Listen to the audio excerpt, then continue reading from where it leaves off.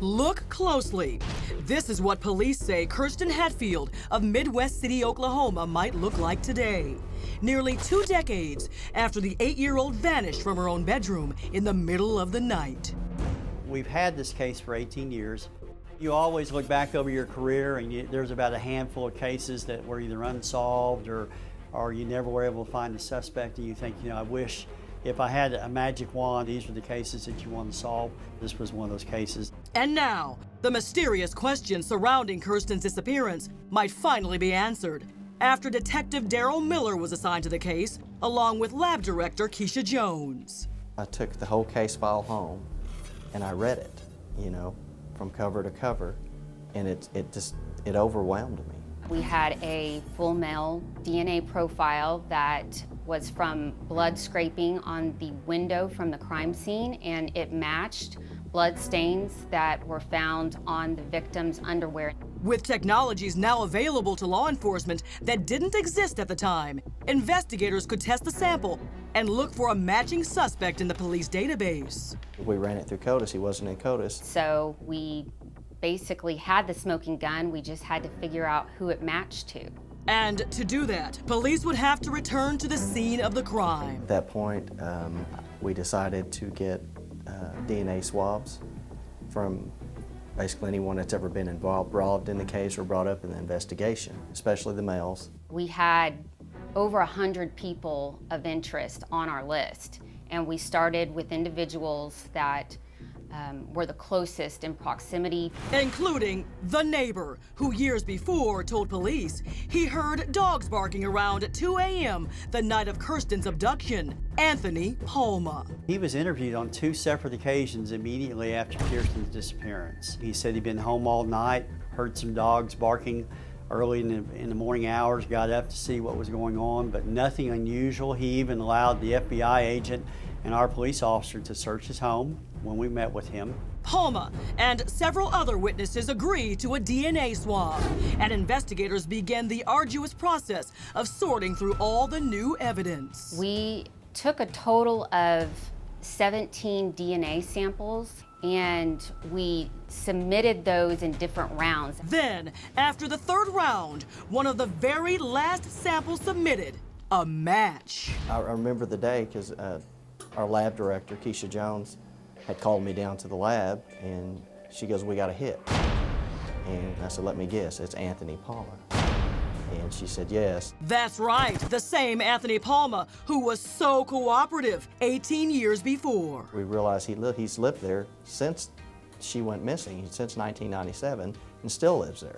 And when police start looking into Palma's past, they find he's no stranger to violence. In the 80s, Palma was arrested for forcing his way into a woman's home, then bludgeoning her with a bottle. He served less than a year in prison, then moved down the street from Kirsten Hatfield shortly after his release, just 7 years before her disappearance. I've been here 36 years, been chief 16. So when they told me we had a positive DNA match, it brought tears to my eyes because I didn't think we'd ever get there.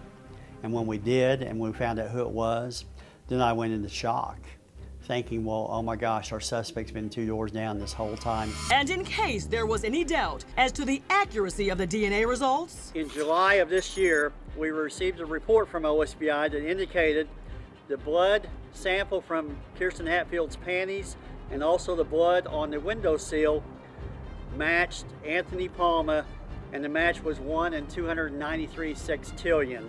1 in 293 sextillion. To put that in perspective, there are only about 7 billion people on Earth. You talk about a number figure and then 21 zeros behind that.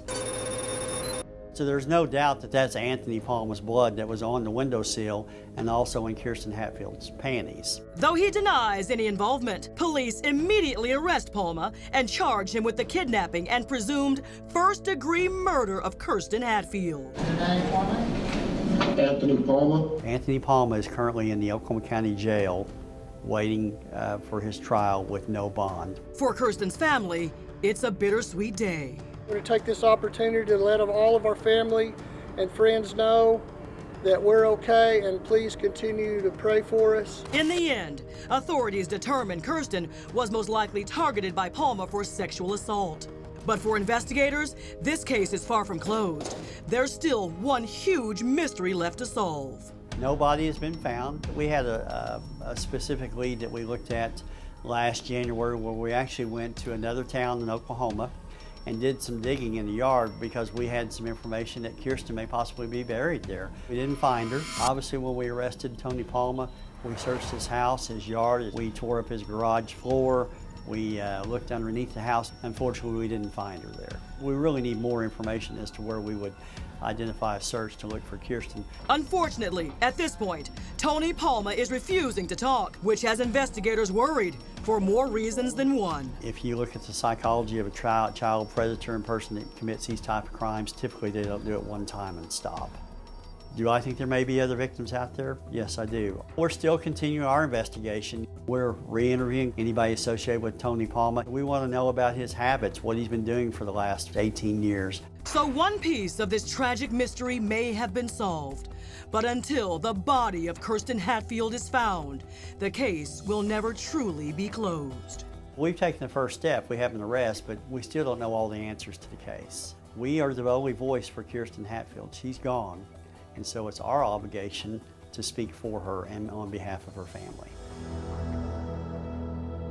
And Andrea, you can see just how important it is to this family that this little girl's body is found. Of course. And the man who police say could potentially answer that question, well, there has been a big development with him since our interviews. Well, Matt, major development. The suspect, Tony Palma, in this case, tried to commit suicide while in jail. Now, the sheriff's office says he attempted to slit his wrist, but his injuries weren't bad enough to send him to the hospital. But because of this, he is now on 24-hour watch. Now, if the 56-year-old is convicted in Kirsten's murder, he could face spending the rest of his life behind bars. And, of course, we will follow that case as it progresses through the courts. Thank you, Andrea.